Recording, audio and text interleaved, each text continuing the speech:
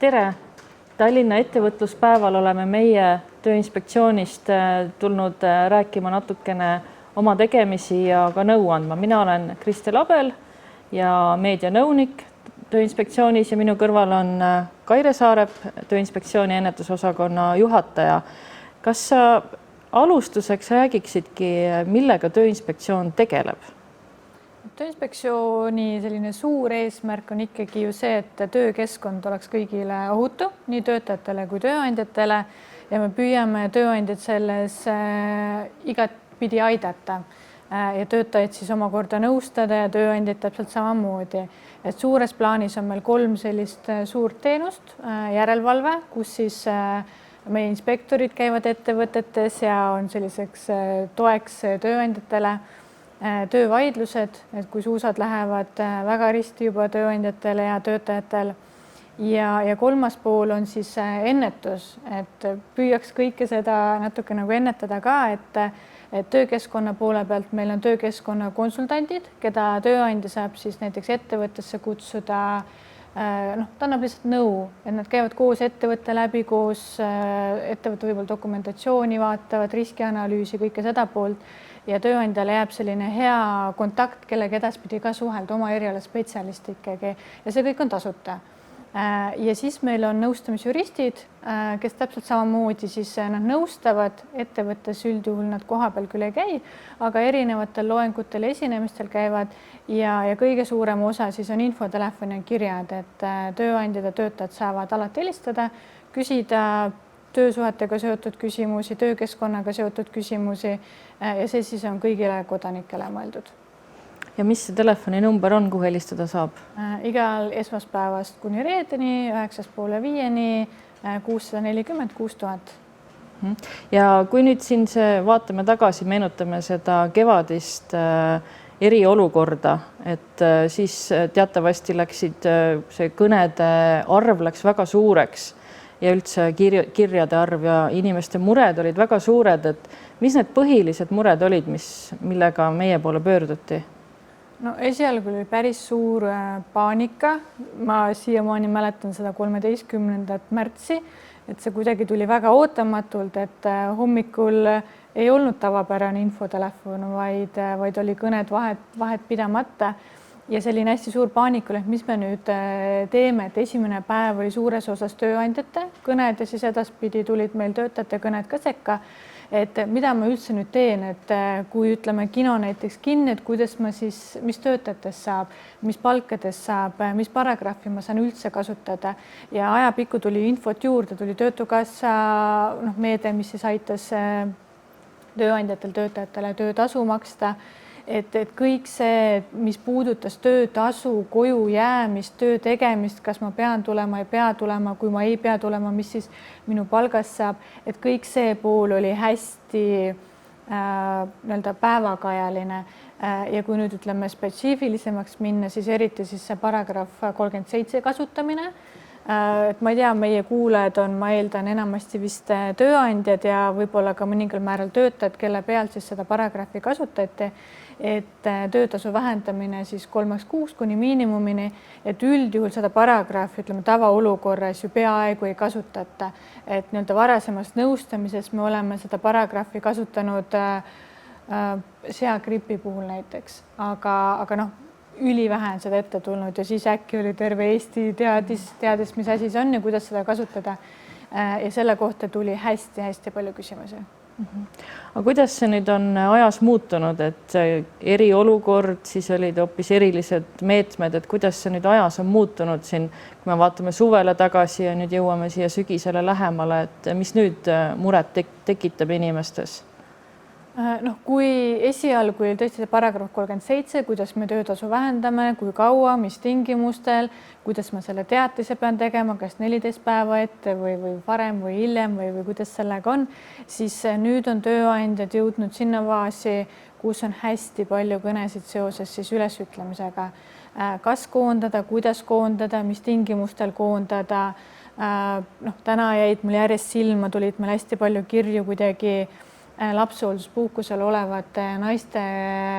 siis koondamisega seoses, et kas ma võin koondada, ei või koondada, kas ta peab selle katkestama, ei pea katkestama,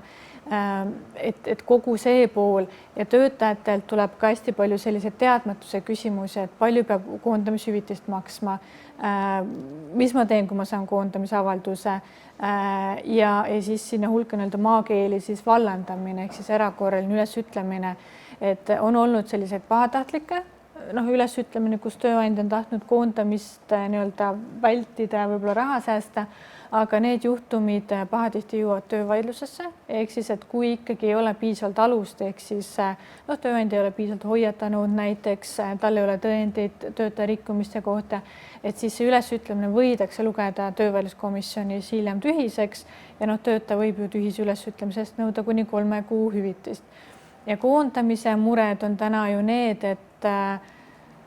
tahaks koondada, aga võib-olla ei olegi äkki piisavalt raha, et koondamishüvitist maksta.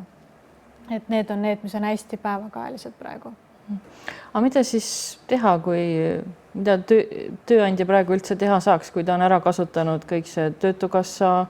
pakutavad võimalused ja see paragrahv 37, et mis nõude, kui helistab nüüd ettevõtja, et tal on nüüd selline olukord, mida te soovitate? Eks me alati arutame, mis tema see päris olukord on, aga üldiselt jah, 37 on kasutatud, sest 37 see töötasu vähendamine 3 kuuks saab ju olla 3 kuud 12-kuulise perioodi jooksul,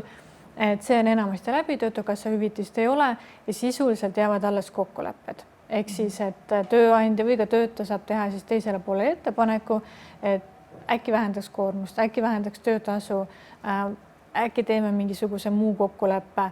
Siin ühe ettevõttega pikalt arutasime, et kuidas anda töötajatele ka kindlustunne, ta tõesti ei tahtnud koondada, tööd ka ei ole, aga lootus ikkagi on, et see tuleb tagasi ja töötajad olid selliste spetsiifiliste oskustega ka. Ja nad tegid lõpuks siis sellise kokkuleppe, et töötasu ja koormus vähenes seal peaaegu poole võrra ja osadel isegi rohkem, aga nad tegid tähtajalise muudatuse, et leping ise jäi tähtajatuks, aga muudatus kui selline oli, ütleme 1. jaanuari seisuga, 1. jaanuar saabub ja töötajatel on kindlustunne, et siis tuleb see endine palk tagasi. Ma saan aru, et see lõpuni ei saa kindlustunnet anda, sest vahepeal võib tulla teoreetiliselt ka koondamine, aga see oli täpselt selline kokkulepe, kus mõlemad tulid natukene nagu sammu üksteisele lähemale, sest töötaja on küll nõus töötama väiksema palgaga, aga tal jääb töö kui selline jääb iseenesest alles ja tööandja läheb ka see spetsiifiliste oskustega töötaja on tal tegelikult ju olemas. Jah, et siis kui lähevad elu paremaks, et kust sa siis leiad neid? Täpselt, et see oli nagu selline mõlema poole huvides, aga kui ütleme sealt kokkuleppeid ei tule või ei olegi võib-olla enam mõistlik teha, mis võib ka ju täiesti olla,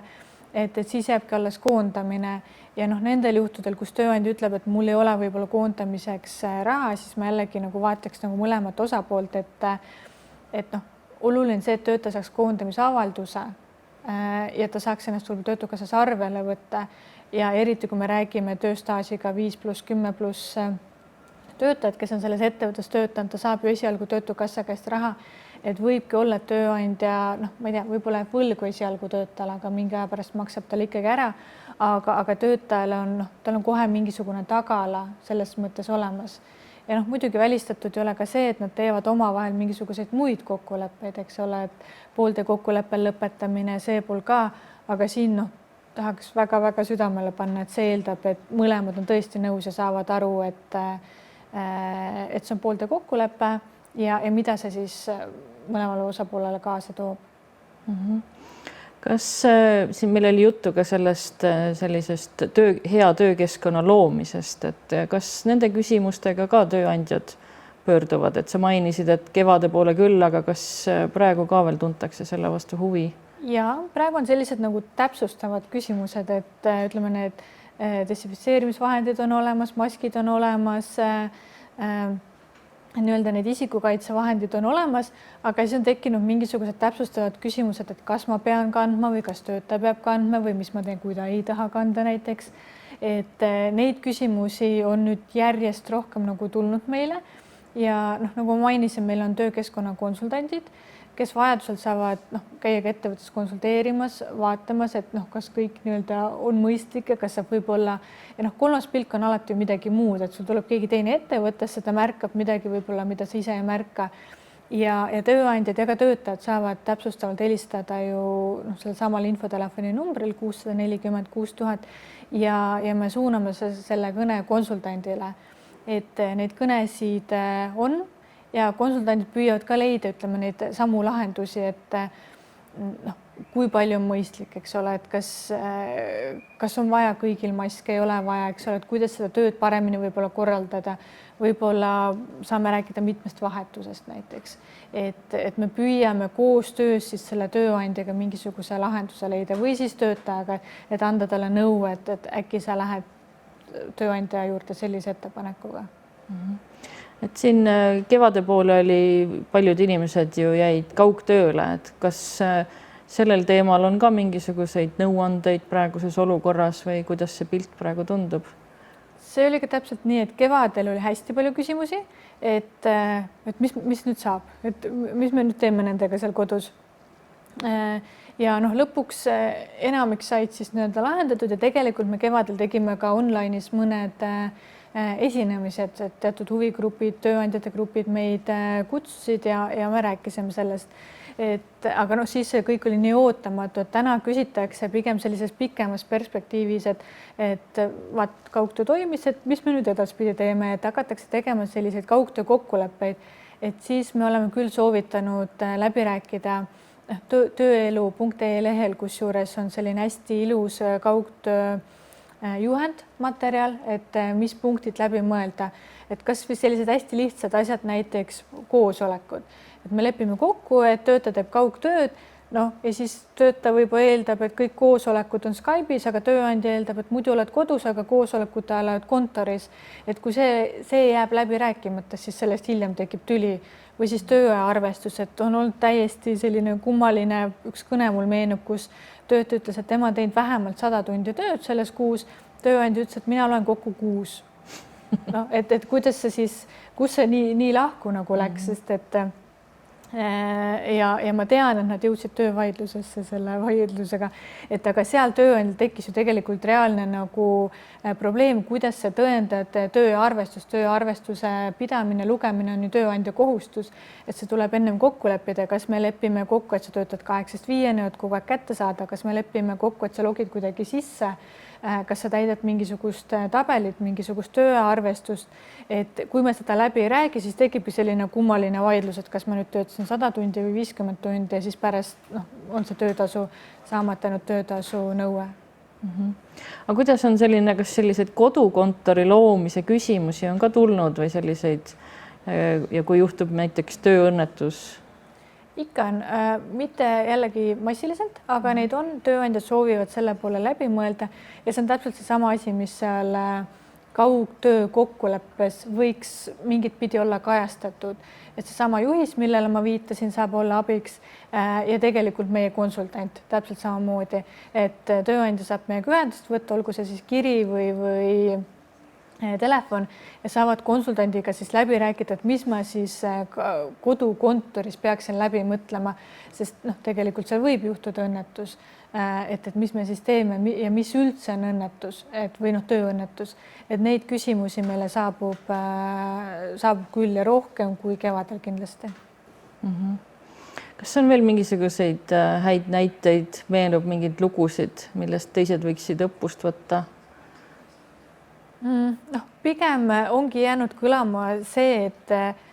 et ükskõik, kas helistab siis töötaja või tööandja ja enamasti, kui me küsime, et mis siis teine pool arvab, see on, ma ei tea, et ma ei ole temaga rääkinud, et üldjuhul saab seda tüli ju ennetada, et selline läbirääkimine, see võib-olla kõlab nagu selline leierdatud plaat, aga kui 90% kõnedest, kui ma küsin, mis teine pool siis arvab sellest, siis teine pool ta ei ole võib-olla kursiski, et töötaja arvab, et see on mure näiteks või siis tööandja arvab, et töötaja puhul on see mure, et see teine pool hästi tihti on kuidagi pimeduses või tal pole õrna aimugi ja see kostub nii-öelda kõnedest, eelkõige kõnedest, sest seal me saame nüüd tagasiside küsimusi küsida hästi kõvasti välja, et selline läbirääkimised ja kokkulepped ja no kasvõi seesama kaugtöö näide, eks ole, et kui me ei räägi läbi, kas ma koosolekul olen kontoris või kodus, siis noh, mul ongi juba tüli, et ma peaks tegelikult selle ennem läbi rääkima. Et kui me nüüd noh, praegu küll on ilmselt inimesi on pigem tööd otsimas rohkem kui võimalus neile tööd pakkuda, aga kui proovida, noh, ikka me ju loodame, et elu läheb paremaks, et kuidas mis nagu selle hea töösuhte vundamendid võiksid olla? Eks need on ikka sellised läbirääkimised, et noh, jällegi meil tuleb ju päris palju kõnesid, kus töötaja ütleb, mul ei ole töölepingutki, noh, et siis sealt hästi keeruline seda vundamenti ehitada. Kui nüüd tööleping on olemas, meil on kokkulepped ka läbi räägitud, et noh, siis sealt edasi saab nii-öelda ainult paremaks minna ja see töökeskkonna pool, et mida me ise näeme, et töötajad oskavad järjest rohkem küsida, nad rohkem väärtustavad seda, et tööandjal ei tasu ka seda poolt üldse alahinnata, et noh, palk on üks asi ja võib-olla tööülesanded, meeldivad tööülesanded on teine. Aga kogu see töökeskkonna pool on ka see, millel tegelikult töötaja tähelepanu pöörab ja kaugtöö, mis tuli jutuks, et ma küll kahjuks ei tea, mis valdkonna tööandjad meid täna kuulavad, aga kaugtöö on see, mida töötajad, ütleme, töövestlustel näiteks küsivad hästi palju, et kas ma saan, mis tingimustel, kas ma üldse tulen, kas ma üldse seda ettevõtet vaatan. Et see on see, mis on kuidagi nagu kõlama jäänud. Kui me nüüd korra tuleme selle koroona juurde siin tagasi, et siin ka kevade poole ja ilmselt ka praegu on inimestel on pigem juba ka selliseid palju hirme seoses, et kuidas sellised niisugust psühhosotsiaalset turvatunnet saaks ettevõtetes tagada või mis teha näiteks, kui tuleb töötaja, noh, võtab ühendust, ütleb, et noh, ma ei julge tulla tööle, sest mul on kõik riskigrupis kodus, et on mingisuguseid nõuandeid? Noh, eks siin tuleb ka läbi rääkida, et enamasti tööandjatele annab seda tööd paindlikumalt korraldada. Üldjuhul tegelikult annab ja noh, ei pea olema nii, et meil kõik töötajad on kodus, et ma saan ju teatud töötajatega neid erikokkulepped täiesti ilusti teha ja see ei ole mitte kuidagi keelatud. Et lõpuks on see oluline, et kas see töötaja tahab seal töötada, kas ta nii-öelda vaimselt jääb terveks ka. Üks mõte, mis mul su küsimusega tegelikult veel meelde tuli natukene teisest teemast, aga et kui me siin pidime ka õppetundidest rääkima, et millega tööandjad eksisid ja mis on nüüd sinna töövaidlustesse jõudnud, nüüd meil vaikselt hakkab alles lahendusi tulema ja osad istungid on alles täna, eks ole, et kas või seesama paragrahv 37, millest me rääkisime ja kõik võimalikud lõpetamised või ülesütlemised, et see on nii väike nii-öelda aeg või vaev, mis võtta, et ma teeksin selle dokumenti korrektselt ja osad tööandjad, kes ei ole seda teinud, ma ei tea, ei teata ette, ei tee seda dokumenti, 37 teavitamine, mis on siis ühepoolne korrektselt. Võib-olla sa ei saa arugi, et ta ei vastagi selle dokumendi nii-öelda nõuetele ja see võib olla tühine selles mõttes, et see võib-olla ei vasta paragrahv 37-le ja töötajal võib tekkida mingisugune nõue, näiteks saamata töötasu nõue, et noh, mida iganes tööandja plaanib teha, et ta ei ole näiteks teinud kas siis seda dokumenti või seda ülesütlemist või hoiatamist varasemalt, et siis tal tasuks läbi rääkida, et samamoodi helistab juristidele meile või ta kirjutab meile, et kuidas ma seda teen, sest hiljem töövaidluses võib olla raske. Ja ülesütlemised, mida me täna näeme töövaidluses, kevadel tuli päris palju katsel ülesütlemisi, kus ei olnud võib-olla katsaja eesmärkidega võib-olla liiga palju pistmist, et see oli selline paanika ja ei olnudki võib-olla tööd anda, aga kui töötaja vastas katsa eesmärkidele, siis ülesütlemine võidakse ikkagi ju tühiseks lugeda. Ehk siis sellised me küll räägime nagu paindlikkusest, aga nüüd ma räägin formaalsusest, et see peaks ka olema nagu korrektne, et ma ei teagi, kuidas nüüd öelda, mis see hea nõuanne on, et see hea nõuanne on siis võib-olla see, et kui tööandja ei ole kindel, et ta helistab, täpsustab üle, sest et ja alati saab töötajaga ennem läbi rääkida, ennem kui ma üldse hakkan seda dokumenti näiteks koostama. Et see juba võtab pool hirmu maha või siis, mis meil on veel tulnud, ma panin üks päev tähele oli üks kiri, kus töötaja küsib, et kas ma nüüd ei saagi koondamishüvitisi. ja ma vaatan seda kirja ja seda tööandja koondamise avaldust ja tal tegelikult olid kõik asjad olemas tööandjal seal, aga töötaja oli kuidagi vist ähmis või ta täpselt ei saanud aru, mis ta endale sai. Et tõenäoliselt nad ei olnud sellest absoluutselt rääkinud, et ta sai emaili peale koondamise avalduse ja siis ta, kuna avalduse peale ei olnud võib-olla hüvitisi kirjas, mida seadus tegelikult ju ei nõua, see ei pea olema avaldusel kirjas, see tuleb nii-öelda seadusest nagunii töötajale, aga see kiri oli näha, et see oli nagu ärevus ja hirm, et kas ma nüüd jään ilma, kas ma nüüd ei saagi, et mis minuga tehtud on. Aga tegelikult tööandja oli teinud korrektselt, aga see läbirääkimiste pool, inimlik pool ja see teavitamise pool tõenäoliselt oli puudu. Võib-olla ma teen kellelegi liiga, aga igal juhul see töötaja ei saanud sellest samamoodi aru kui tööandja, kes siis selle paberi või dokumendi koostas. Jah, et eks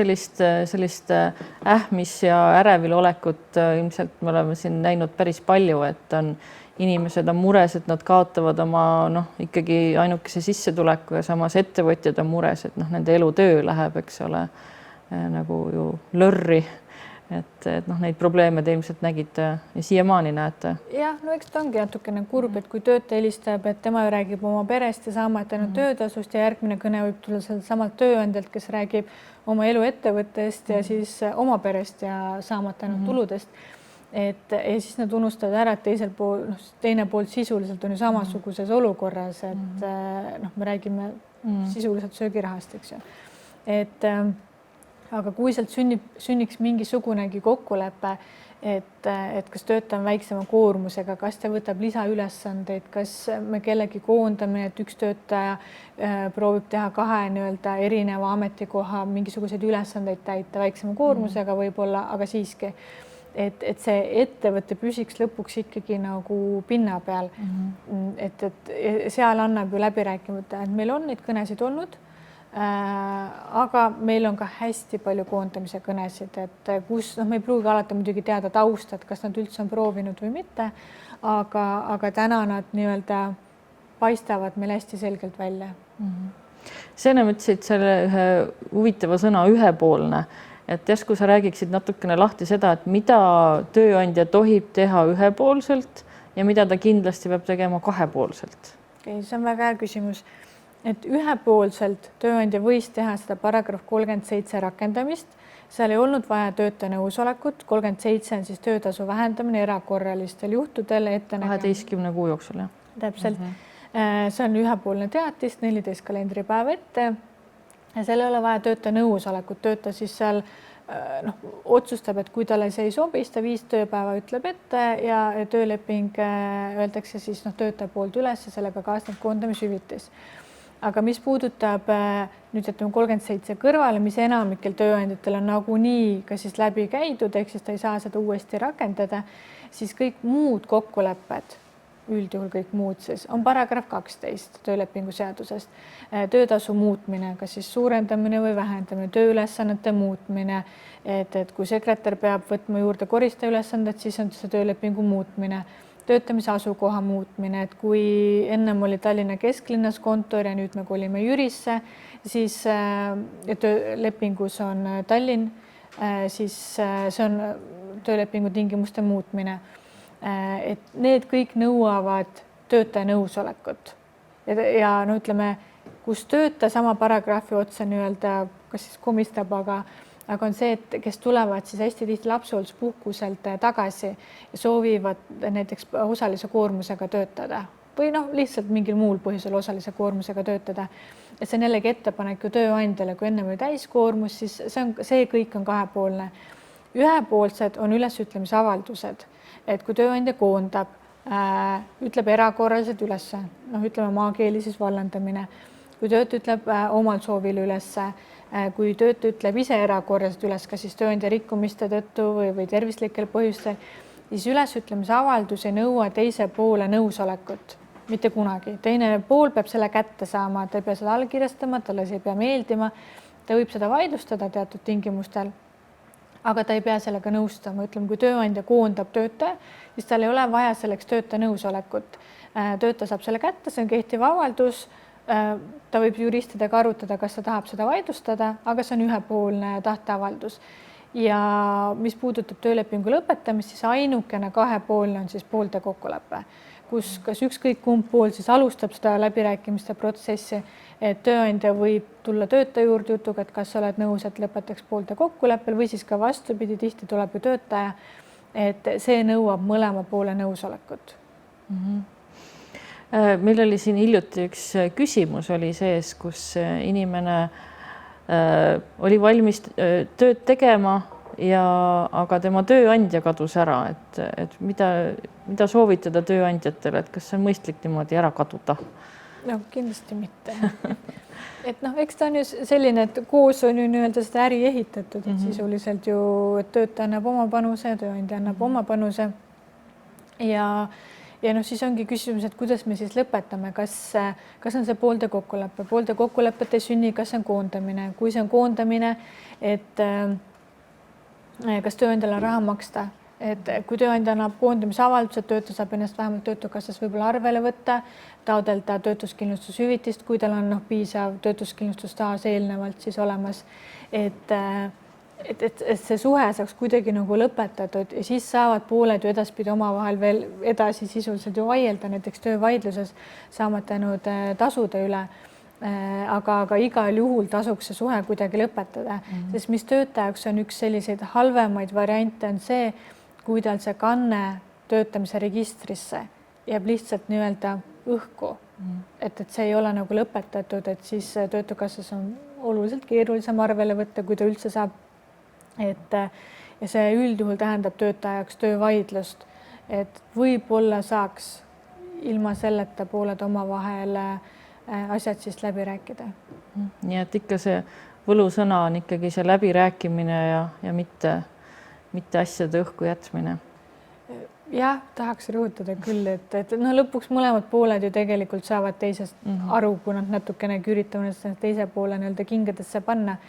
Et see töösuhe mõlemad on panustanud ja see lõpp võiks olla, et ega see ei ole ju tööandja pahatahtlikkus, kui meil on, ütleme siin koroonakriis, et kui ongi äri läinud halvasti ükskõik mis põhjustel, et siis lõpetada see nii viisakalt ja sõbralikult kui vähegi võimalik. Ja seega lõpuks tõenäoliselt ei taha töötaja ega tööandja